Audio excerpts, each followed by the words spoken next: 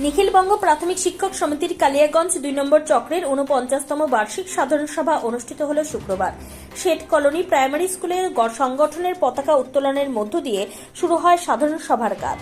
বিদায়ী সভাপতি সৌরভ কুণ্ডু এবং সম্পাদক অয়ন দত্তের নেতৃত্বে প্রাথমিক শিক্ষা ব্যবস্থা এবং শিক্ষকদের বকেয়া মহার্ঘ ভাতা সহ বিভিন্ন দাবি দেওয়ার সামনে রেখে এই সম্মেলনের আলোচনায় অংশগ্রহণ করেন উপস্থিত শিক্ষক শিক্ষিকাদের অনেকেই। বিশেষ করে শিক্ষক নিয়োগ প্রক্রিয়ায় দুর্নীতির জেরে ইতিমধ্যে হাই স্কুলের যোগ্য শিক্ষক শিক্ষিকাদের চাকরি বাতিলের ঘটনা এবং আদালতে বিচারাধীন প্রাথমিক শিক্ষক নিয়োগ দুর্নীতির মামলা প্রসঙ্গ উঠে আসে আলোচনায়। কালিয়াগঞ্জ ২ নং চক্রের সম্পাদক। ৪৯তম এটা সার্কেল সম্মেলন। মূলত হচ্ছে এটা আমাদের বার্ষিক সম্মেলন হয় এবং বছরে যে আমাদের কাজকর্মের ভিত্তিতে এবং আমাদের দাবি দাওয়া সেগুলো নিয়ে সব এখানে আলোচনা হয়।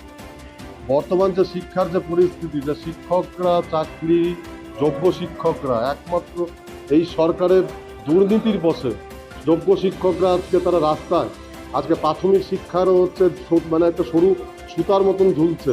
এই জায়গাটায় দাঁড়িয়ে আমাদের আজকে এই চক্র সম্মেলনটা হচ্ছে। নতুন করে কমিটি গঠন হবে। নিজস্ব সংবাদদাতা খবর কালিয়াগঞ্জ।